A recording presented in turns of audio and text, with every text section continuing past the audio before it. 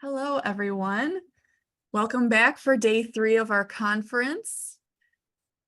And my name, if you don't recognize me yet, is Bree Kirsch, and I'll be the moderator for this session. Before we begin, we do have a few reminders for you.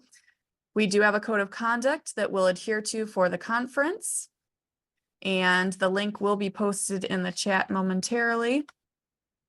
And if you want to, please contact us at genaiandlibraries@gmail.com with any concerns. Please be sure your microphone is muted during Q&A. Please wait till you're invited to unmute before asking your questions or making a comment.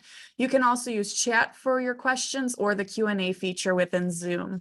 This session is being recorded, and you can enable captions by clicking on the Show Captions button at the bottom of the screen.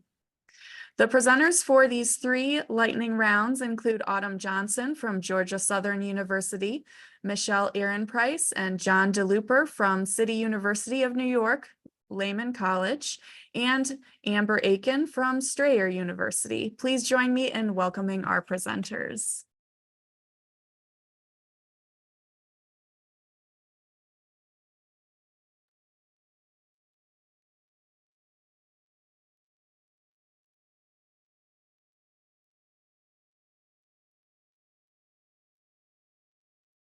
Okay, so I'm the first one up, so I'm going to go ahead and get started.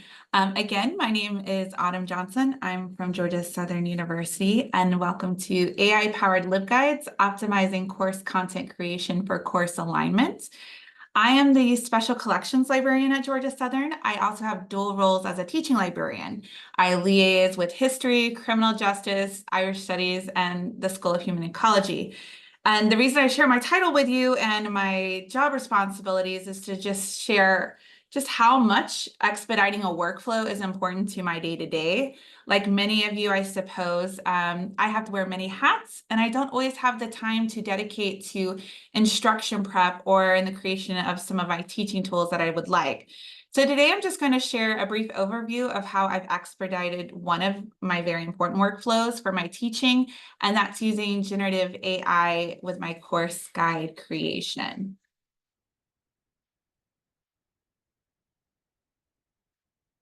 So my little roadmap today is to, first, I want to kind of make a case for course guides. Not everyone is always convinced that course guides, the creation of course-specific LibGuides, are a valuable use of our time, and I'm hoping to convince you otherwise. Next, I'll show you the methods I employ to harness AI and what I found most useful for creating that course-specific content. And I'll wrap up by sharing some of the results of this semester in particular and some lessons that I've learned. Okay, so starting with course guides in general, for those of you unfamiliar with LibGuides, LibGuides are a content management system used by libraries everywhere to curate and organize resources in a web-based environment. LibGuides are widely popular, and chances are that all of you in this room probably have some kind of experience with them. The use of LibGuides varies considerably. From a teaching perspective, I find that course guides, or creating LibGuides specifically for course guides, for courses, are the most effective use of our time for developing instructional resources. There's quite a bit of research that shows course and assignment specific LibGuides well outperform generalized subject guides. These guides provide targeted resources that can directly align with student learning outcomes and course themes. And I find that they just more seamlessly integrate into courses, ultimately maximizing their use by students. For those of you who subscribe, I would urge you to take a look at your own analytics to see how your course guides are used and how they compare to your subject counterparts. And preparing for this little talk today, I looked at the views this past semester. I have 5 subject guides, and they've received 505 views so far this year. But my course guides received 28,004. Now, granted, I do have 65 course guides that I actively maintain right now, but even if you're comparing them one-to-one, the subject guides receive about 101 views on average, where my course guides receive 430. So quite, the numbers are matching that, this is a great place to spend my time. So again, creating course guides, really worth the effort. They're relevant to the information that students need. They're immediately useful to them at a point of need. The curated list of resources that you provide are more likely to get used. So we're seeing that library resources are more utilized. And because they are targeted specific to a course, you can really focus your instruction and your assignment specific instructions to help them understand course assignments. So clearly they're worth it, but goodness, they really do take a lot of my time and probably your time if you're in the habit of building these. So this past spring semester, I was faced with the task of creating 10 of these, 10 course-specific LibGuides, kind of within a 10-day period. Often these were a result of faculty requesting one-shot instruction that I have not taught before. I always do a course guide, but then I also had some faculty directly request a course guide based on their previous experience. Now that 10-day push was my own. I generally prefer to have course guides ready to go early in the semester. That way they can integrate it through their LMS. We use a system called Folio, or even in their syllabus. But that semester, I just did not have the time to build 10 of these in that 10-day period. I just returned back from maternity leave. So I really needed some help to get this going. So I enlisted the help of a couple of AI tools, specifically OpenAI's GPT-3, and some of the AI enhanced features on things like Canva. Canva now has Magic Studio. So utilizing these tools, I was able to quickly create these guides. And specifically, I used AI to assist with query optimization, topic modeling, content summarization, and design, which I'll go into in a little bit more in depth. Right. So first, an important aspect of my personal guide design is to provide students with a number of thematically relevant examples, especially when it comes to preparing them for research and planning their research. One of the ways I found helpful was in the creation of these examples especially when I had no knowledge of a course content or the theme, had no background, but I used ChatGPT to suggest modifications for search queries. Including suggestions for keywords, truncated terms, which are always my favorite thing to show students, and even relevant controlled vocabulary. So how did this look practically? I prompted AI with something like Library of Congress subject headings that can help identify library materials relevant to motherhood and Civil War. So this helped me create this list that you see here, a number of keywords that otherwise I would have spent time on consulting things like tertiary sources, some secondary and primary. But with AI, I kind of had the list ready to go. And this particular example proved very helpful to not only the students, but the faculty instructor as well, because they were really finding it difficult to come up with the language and the terminology to find both primary sources, particularly in historic newspapers, and secondary sources simultaneously. So this list became very helpful. So query optimization was a really helpful way to use AI. Kind of along the same path, I used AI to create the customized content in regards to topic modeling. So if you can use AI for assistance with identifying themes and topics, again, if you have no knowledge about, prompting AI to give you suggestions for topics kind of can be a nice little shortcut for you. Again, not a whole lot of time that I can prep to learn all about contemporary issues related to the Irish in America. So this can kind of give me a bit of a shortcut. So here you can see an example of what I did is I prompted AI to, what are the key contributions of Irish Americans to American politics in the late 19th and early 20th century? And from there, I was able to craft something, again, students find really useful, especially when it's thematically relevant, which is a topic map. And again, I could refine my original query to say, what is another specific way that you can approach the topic? And eventually, I was able to work down to that narrow topic. How did Irish American immigrant workers contribute to and experience the 1912 Lawrence textile strike, which before this exercise, I knew absolutely nothing about. So topic modeling is another great way that I was able to pull together some relevant content to input into the course guide. Content summarization is also another technique, which by now you probably think I personally have difficulties with just summarizing my content into digestible forms. But AI can be a great tool for reducing lengthy text and helping you create concise summaries that can make what feels naturally to you more natural to a student. Oftentimes these tools use natural language algorithms, so you can more easily adopt more student-friendly language and avoid that unnecessarily complex library or academic jargon that we're probably all guilty of using.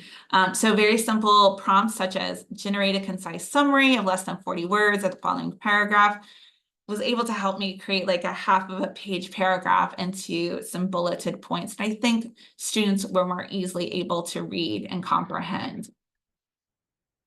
Finally, I used it in my design. A lot of the tools that we're creating, a lot of our teaching presentations and our handout, they're actually starting to already become empowered with these AI tools. And so I used Canva's Magic Studio to help me identify elements and layouts that would complement a web-based design.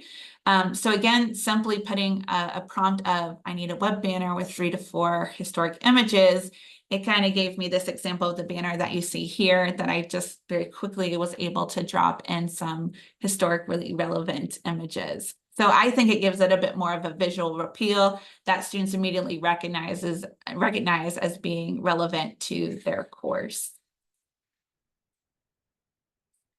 So the results of using AI to kind of quicken my workflows. So basically, I was able to meet the demands. I was able to develop the 10 course specific guides within a less than a 2-week period. I had great response from my faculty and the students, as I more or less always do with course guides. But there was some unintentional effects too. I unintentionally implemented best practices. I was using jargon-free resource descriptions in my summaries.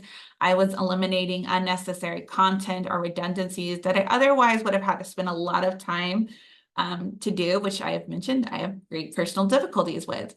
I also found that the course guides became so specific and thematically relevant to the course content that rather than creating presentation slideshow or lecture notes, I was able to actually teach from the course guide directly, which kind of reinforced for students the fact that the course guide could be a one-stop shop for them.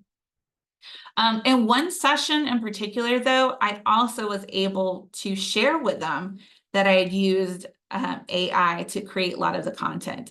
I say one course because I had a very familiar relationship with the faculty, so I understood where she stood on issues of using AI in the classroom. But for that particular class, it was a really fruitful discussion for students to show them how I was ethically able to use a tool that they already have at their disposal to kind of refine my research techniques or start my research planning. But of course, I learned some lessons along the way. I'm by no means an expert. I'm just trying to figure things out as I go. There are some challenges particularly with ensuring accuracy and relevance. I did do my due diligence and make sure things like topic modeling or specific queries that I was searching were accurate to the topics I was searching. I did have to do quite a bit of a prompt redesign to ensure that I was mitigating some bias.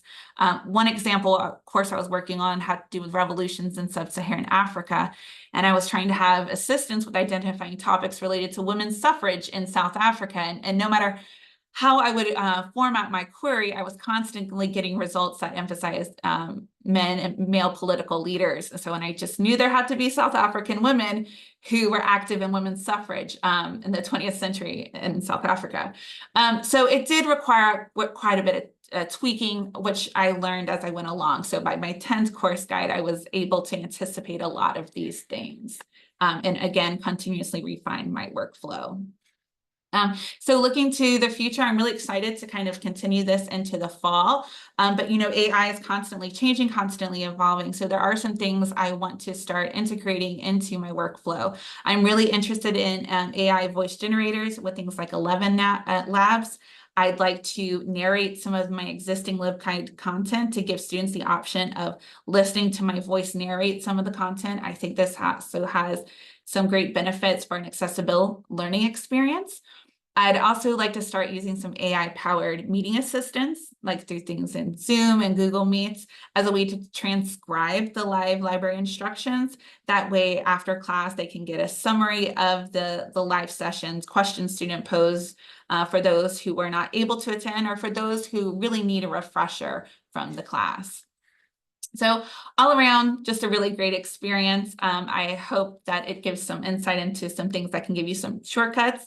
Here are some resources for those who are interested in course guide design in particular, and building that subject-specific content, as well as some examples of course guides I created this semester.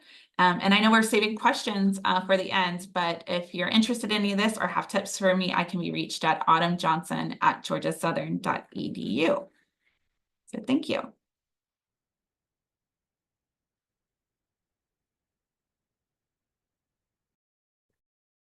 All right, thank you, Autumn. So I think I'm next. My name is John DeLooper. My co-presenter, Michelle Ehrenpreis, wasn't able to make it, but we were able to record our presentation, so you'll be able to see that. I'm gonna switch to screen sharing so you can see that, but if there's any audio difficulties, please let me know. Otherwise, I am switching to the screen share, and I'm going to hit play. Good afternoon, everybody. My name is John DeLooper. I'm here with Michelle Ehrenpreis. We're both assistant professors at Lehman College's Leonard Leaf Library, part of the City University of New York. And we're here today to talk about our chatbot and how we used it to make course materials more accessible to our students.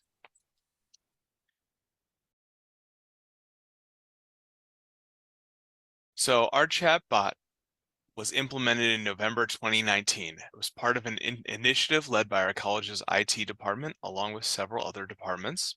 Our goal was to provide information to our students at their point of need, which is the website when they were browsing it. Our bot is produced by a company called Ivy, which licenses chatbots to several other universities, and students get to it from the library's homepage. Because other departments also use this Ivy chatbot, our students have a degree of comfort and familiarity with it and how it works. And on just the library alone, we've racked up over 13,000 chats, of which 507 have had tickets generated for additional librarian follow-up. For the first few years we had this bot, it was rules-based. It tried to match students with content from our website using its predefined rules. But in April 2023, Ivy licensed OpenAI's ChatGPT API, which gave it access to OpenAI's large language model technology. To our eyes, this significantly improved the experience for the end users because the generative responses were easier for them to work with. So while that was our experience looking at the bot and seeing how it was interacting with students, we wanted to study how well it was doing when it was actually answering the students' questions. So we undertook some research. We looked at all of our transcripts from the spring 2023 semester, which is mid-January to mid-May of 2023. We did a content analysis looking at a random sample of 101 questions that did not create a transcript for follow-up, and 39 where the students did request a ticket for follow-up. In this, we saw some interesting patterns, namely in a couple areas that the bot struggled with. For instance, we had a lot of textbook questions, and since the bot was not connected to our library's catalog, it couldn't tell if a book was available or not. This was especially interesting because we saw sometimes it would point toward a research guide or somewhere on our website, but it couldn't pull out those specific books, even though our patrons had very specific information, title, author, even edition.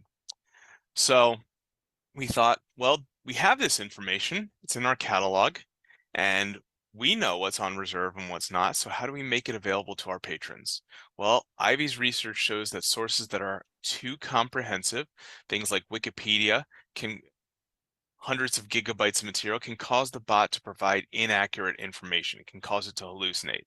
So for that reason, we decided maybe indexing our catalog, our whole catalog with its millions of records across our college and all the other CUNY colleges. We wanted to figure out if there was another solution we could have to make the books, at least ones on reserve, accessible to our patrons. And for that, my colleague Michelle is going to talk about that now. Thank you, John. Okay, so I'm just gonna share my screen and take you to our library website. Okay, so essentially, in order to tackle the textbook questions, really, which to us were really the kind of ideal, if you will, questions that a chatbot should be able to answer because they're specific, they don't typically change, and they're not really nuances. They're what we call kind of low-level questions, if you will. We essentially approach this two ways. So firstly, we approached our access services department and asked them if they can please generate to us or provide us with a list of all the reserve books for the spring 2024 semester. This is something they do anyway, so essentially they provided us with this list. And then once we had this list, John, as webmaster, created this new web page on our library website with this list. And really that was done in order to ensure that Ivy can crawl this page. One of the benefits of ChatGPT, of Ivy using ChatGPT, was that now it crawls our entire website. Before, we were actually limited to only 5 pages. So in order to ensure that it was crawling it, we created this page. However, because we knew about the hallucinations and because this list, as you can see here, is fairly comprehensive between the title, the author, the call number, and we wanted to ensure that this information would be delivered via the chatbot to the user correctly, particularly the URLs, because of course the URLs provide real-time availability. This is something that's very important when you're talking about reserve books that can only be used for 2 hours at a time. In addition to indexing, having this page crawled and creating it, we also approached Ivy to see if they had any other solutions to ensure that this information would be found and then given correctly to the user. And what they actually told us to do was to provide them with a CSV file of all these titles, and they would actually ingest it directly into our knowledge base. And so this was the two approaches that we did in order to ensure that Ivy would be able to answer these textbook questions more accurately going forward. And now to show you how that works, I'm going to go to the homepage of our library, which is where our chatbot lives. And you can see it's right there. And as you open it, it tells you a brief message about who it is, that it's a virtual assistant. It can answer most questions. It also directs you to chat if you're looking for a librarian. And I'm just going to type in a title that is fairly popular, which is Fundamentals of Accounting. And I'm going to hit enter. It's going to do its thing where it's going to search the knowledge base, and which is what we want. It's going to actually give us back the information about the book, which is the title, the author, the call number, and most importantly, a link to the book. And if I click on here, it's actually going to take us directly into our one search, which is actually Primo VE.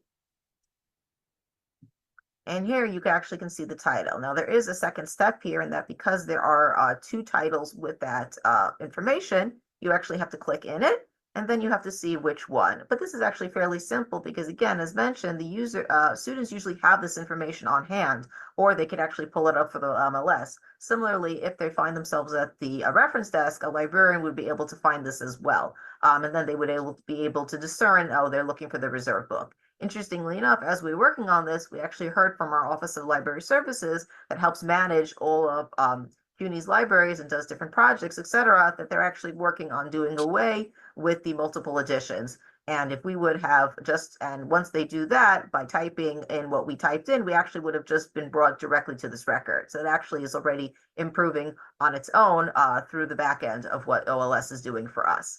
So that's essentially how it works. What's interesting is that, going back to our textbook page, is that really, the page was really created in order to serve the chatbot, if you will. And we really didn't expect students to use this page, and we really wouldn't want them to either, because it's not, necessarily intuitive. It really doesn't have its own function. Really, it serves to serve Ivy's purpose or the chatbot's purpose. But in creating this, we actually got feedback from our librarians that they found the list helpful.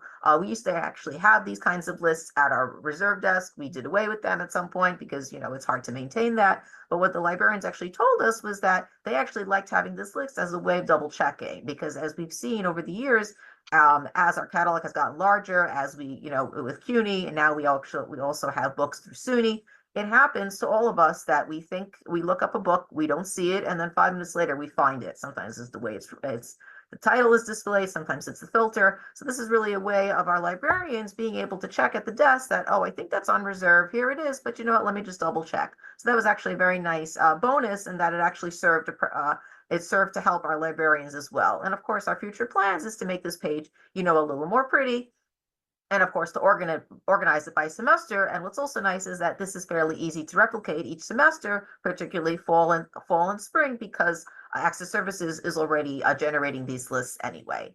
So I'm going to stop share, and I'm going to ask John just to pull back up our PowerPoint.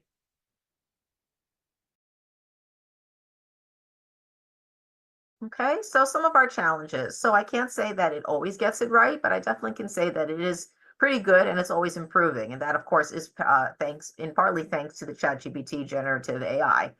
Some of our other challenges that we've encountered, the other kinds of questions that the chatbot struggles to answer are actually research questions, because of students' use of ChatGPT, or perhaps, there's still that wonder if they think that there's always a person behind the chatbot that can answer it. And really our goal is to ensure that those kinds of questions get directed either to a ticket, that they fill out the ticket to John and myself, because then we can answer it via email, or that they go to our online chat, which is staffed by Librarians. So that's one of our other challenges. And really, as a whole, we're trying to find, the pain points of the chatbot, what kinds of questions does it most frequently get that it should, quote unquote, be able to answer, or even that it shouldn't, and how can we address them to ensure that they're getting the kinds of answers we want them to get, and or they're being directed to a better source, whether it's chat, whether it's even to a different department, because we do get questions from other departments as well, IT questions, etc.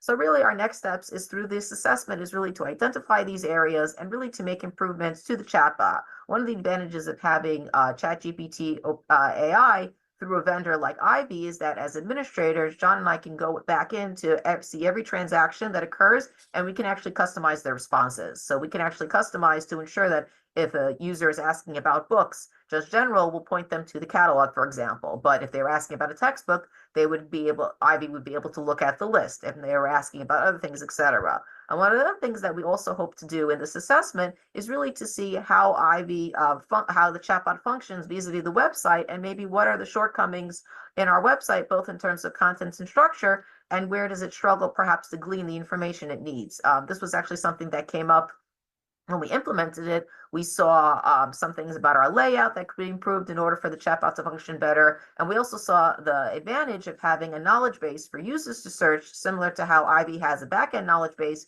We actually created a front-end knowledge base for our users on our library website, and we created that through SpringShare's LibAnswers. So we're also hoping to make some website changes, if you will, in order to improve our website, but also to improve the chatbot's ability to index the website and find the information it needs based on what the user is asking. And ultimately, we hope through this assessment to have a long-term plan to manage the chatbot, to improve it, in order to ensure that really it is an instructional tool to kind of guide students through the website based on their questions, and really as a low-level reference tool, if you will, to answer very basic questions like hours and library books and, maybe perhaps research guides and things like that, to really function nicely alongside of the library chat that we have, which is really more geared towards obviously more in-depth research questions and things of that nature. And yes, as we finish this assessment, not only are we planning to put it into play, we also plan to publish on it. That's something we're working on right now. We've also actually published on our implementation back in 2019, which you can read about. And that's really our goal for our chatbot going forward. So thank you so much for your time. We're happy now to answer any questions you have. And of course, if you think of something and you want to contact us later, our contact information is listed there. So thank you so much for your time. All right, thank you all. And I know we said the questions then, but we're holding off to the end of after the next presentation. So I will turn it over to Amber, and then thank you all. Thank you, John. And thank you to all of you for being here today. I feel a little bit like Goldilocks because we had Autumn speaking about using generative AI to support her in creating materials for students. John and Michelle discussed using generative AI to connect students directly to materials. And now I get to discuss using generative AI in front of students to help them find materials more effectively. I am going to start with sharing my screen. I also wanted to let you all know that I love interaction and engagement. So if you have comments or questions as I am moving through this, please feel free to share. All right, so I am, again, Amber Aiken, and we are going to explore the impact of language on generative AI outputs. I specifically was interested in this because of the implications that generative AI can have on information literacy. All of the other presenters have spoken about things like hallucinations and bias, so we want to make sure that our students, because they are going to use generative AI, are using it responsibly.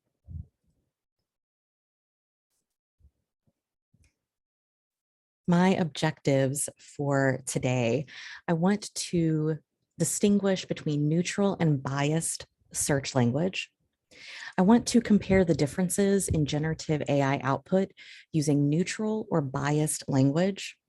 And I'd like to share some real-world examples with neutral and biased language to help enhance your information literacy instruction efforts.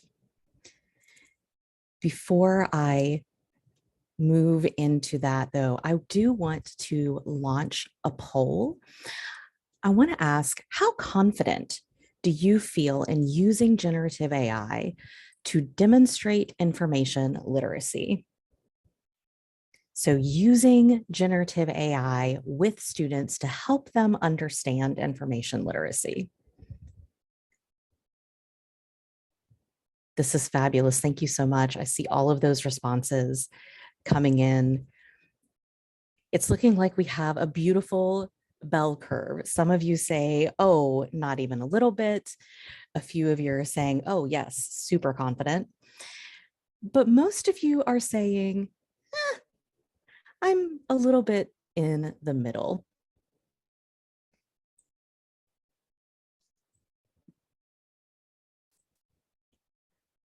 So when I talk about bias, in this case, I'm going to be discussing confirmation bias, the tendency to gather evidence to confirm pre-existing expectations.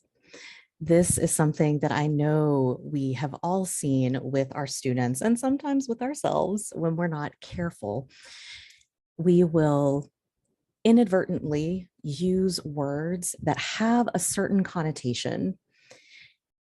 What I was interested in is looking at how we can use generative AI output to show students that language matters. The search terms that we use matter. When students are using a database and they put in a biased term, something related to confirmation bias, the results list may not be apparent to them. They might not be able to tell from a result list of hundreds, if not thousands, of articles that they've biased their information. However, because generative AI can provide us a narrative in brief form, this can help students understand. It can stick with them in a way that a result list in a database may not.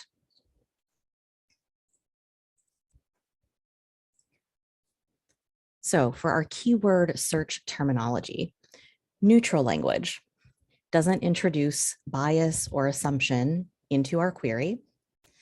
The terms need to be objective and factual without implying preference or opinion. Sometimes this means we need to take a little extra step. We need to maybe look for synonyms or think about how our words may be perceived. And this ensures that our search results are more comprehensive and balanced. I say more comprehensive and balanced because, of course, we can never guarantee that everything is going to be picked up. For bias language, it's fairly straightforward. These are terms that introduce confirmation bias, typically by excluding or overlooking relevant sources that might present a different perspective. I've noticed sometimes that students don't always think about differing opinions unless they are intentionally doing a comparison and contrast paper or a pro and con debate. So this helps them understand that no matter what the topic is, there are going to be multiple perspectives.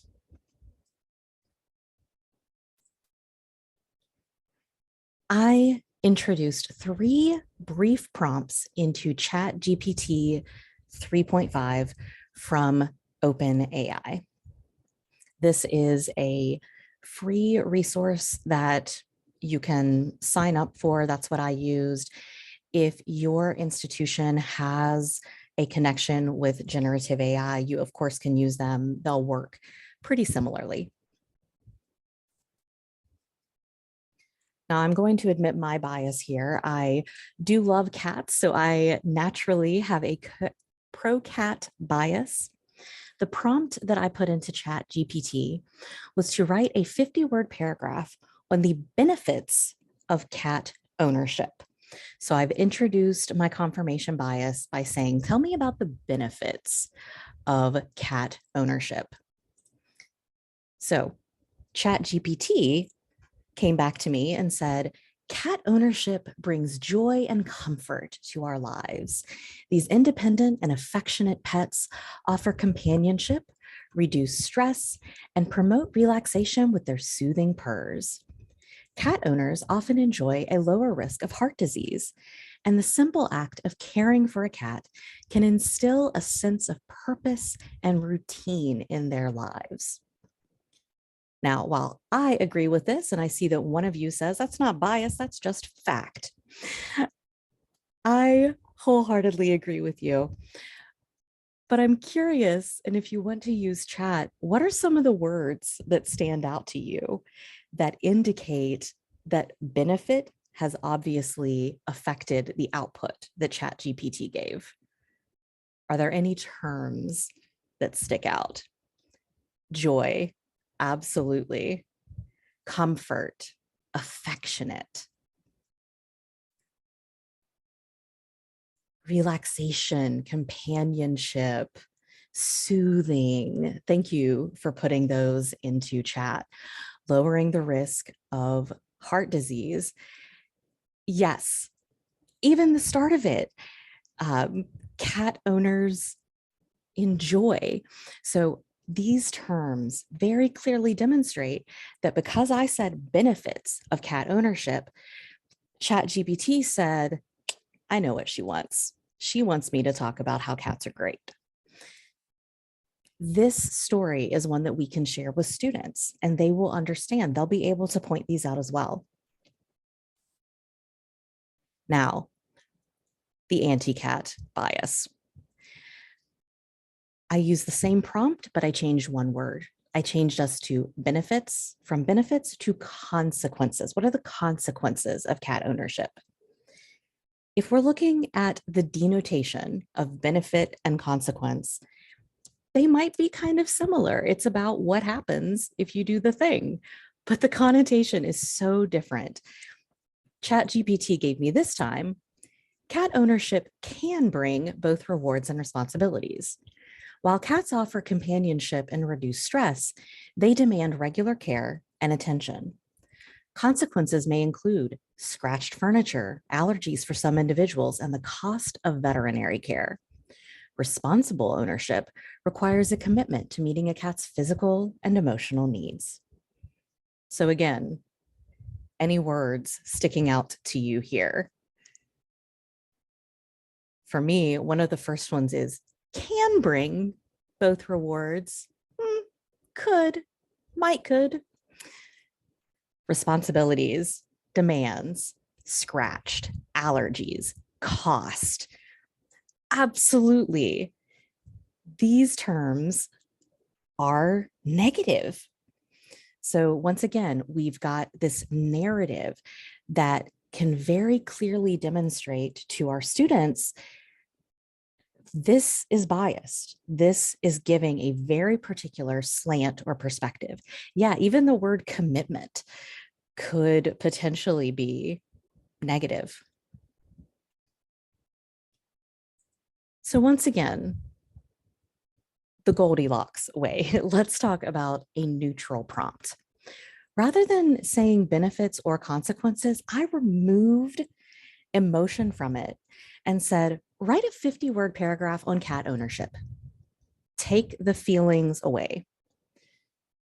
This time, ChatGPT gives me, cat ownership is a fulfilling experience for many. Cats offer companionship, reduce stress through their soothing presence, and promote relaxation with their purring. However, it involves responsibilities such as daily care, litter box maintenance, and vet visits. The rewards of affection and companionship often outweigh the challenges, making cats beloved household members. Once again, if you want to put into chat what stands out to you, this to me is much more balanced and comprehensive because we have that it's a good experience for many, but it doesn't say for everyone. We get some of these benefits, the companionship, reducing stress, soothing, purring, but we also have the other perspective. There could be responsibilities. You have to take care of a litter box. You have to go to the vet. And then it discusses that there are rewards and there are challenges. And yes, the simple use of that word, however, letting us know, yes, there are these benefits, but let me tell you that there's another side.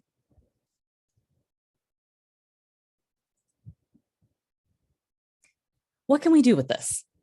We've seen how we can use ChatGPT. So how can we use this with students? One way is to invite patrons to search a library database using neutral and biased keywords on their devices.